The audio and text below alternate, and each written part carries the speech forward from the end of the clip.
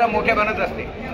ज्या शिस्तीने आज आपण सर्व इथं आलात आणि ज्या पद्धतीने आपल्यातील सर्व लोकांनी एकी करून प्रातिनिधिक पद्धतीने का होईना परंतु विधान भवनावर जो झेंडा फडकवला त्या सर्व साथीदारांचं मी अभिनंदन करतो। आपले नेते वामनरावजी चटप, रंजनाताई महामर्डे, सुधाकरभाऊ गजबे, अरुणभाऊ केदार आणि सर्वच विदर्भातले जे काही आपले सहकारी आहेत आज दाखवून दिला आहे की आता आपल्याला तुरुंगाची भीती वाटत नाही। सगळेजण स्वतःहून तुरुंगात जायला तयार आहेत आणि त्या दृष्टिकोनातून ज्या पद्धतीने कुणी पळून न जाता इथं पोलिसांसोबत अरेस्ट झाले, ज्यांनी आपली नावं दिली नसतील,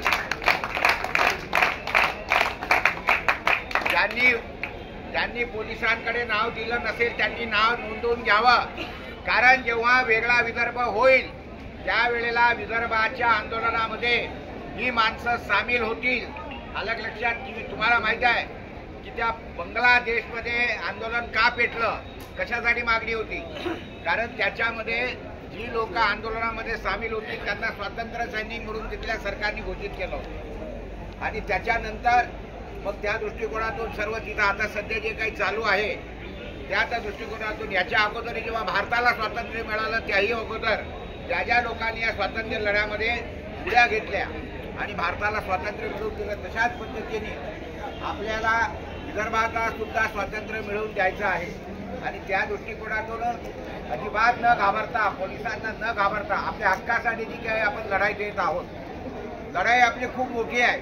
म्हटलं तर मोठी आहे, म्हटलं तर छोटी आहे। एका दिवसामध्ये होऊ शकतं, 3 महिन्यामध्ये होऊ शकतं, येणाऱ्या दिवसात। हे जे आलेलं सरकार आहे, हे जे काही 3 चाकाचं सरकार आहे, हेच सरकार आपल्याला इथून घालवायचं आहे आणि त्याच्यानंतर दिल्लीचं सरकार पाडून जोपर्यंत विदर्भवाद्यांचं सरकार येत नाही तोपर्यंत याला काय म्हणतो त्याला अंत नाही।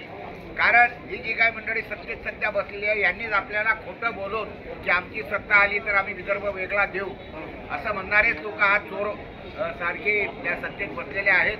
आपण मागच्या 10 वर्षामध्ये त्यांनी जे केलं त्याचा धडा त्यांना दिला आहे।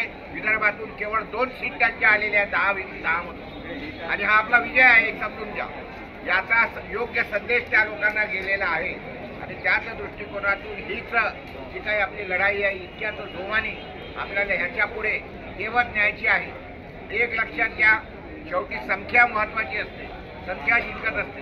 निर्धार करा की ह्याच्या पुढचे जे काही आंदोलनं होतील त्या सगळ्या आंदोलनामध्ये प्रत्येकजण किमान 5 जरी आणला, आज आपण 500,000 लोक इथं आहोत, प्रत्येकाने 5-5 लोक आणले तरी 5,000 10,000 जे आहे ते 1000 आहेत।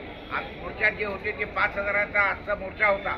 नवीन तरुण पोरं त्याच्यामध्ये सामील झाले होते, त्याच्यामुळे आता हा विषय जो आहे हा पेटत चालला आहे। या सगळ्या संदर्भामध्ये येणाऱ्या दिवसांमध्ये आपल्याला पैदल मार्च काढायची आहे। जनजागृती करणं केल्याशिवाय इलाज नाही आहे, कारण लोकांना अजूनही विदर्भातल्या लोकांना माहिती नाही की आपला लढा कशासाठी आहे, कोणाच्या विरोधात आहे।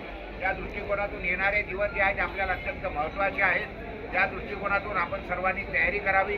जास्तीत जास्त विदर्भाच्या संदर्भामध्ये जे जे काही अन्याय झालेले आहेत ते लोकांपर्यंत पोहोचवा आणि आपल्या नेत्यांच्या सभा गावागावांमध्ये शाळांमध्ये अरेंज करा।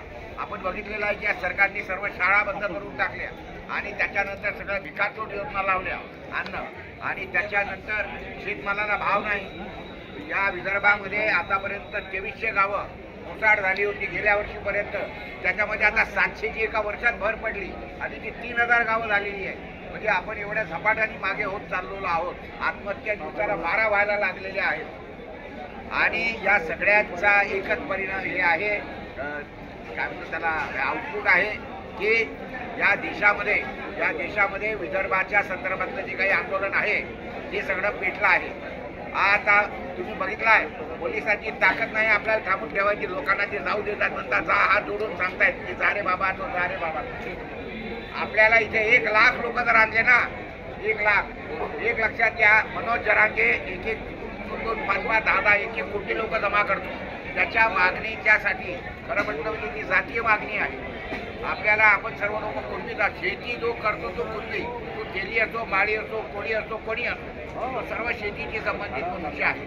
मात्र या सगळ्यांमध्ये फूट पाडण्यासाठी राजकारण्यांनी खेळलेले हे डाव आहेत.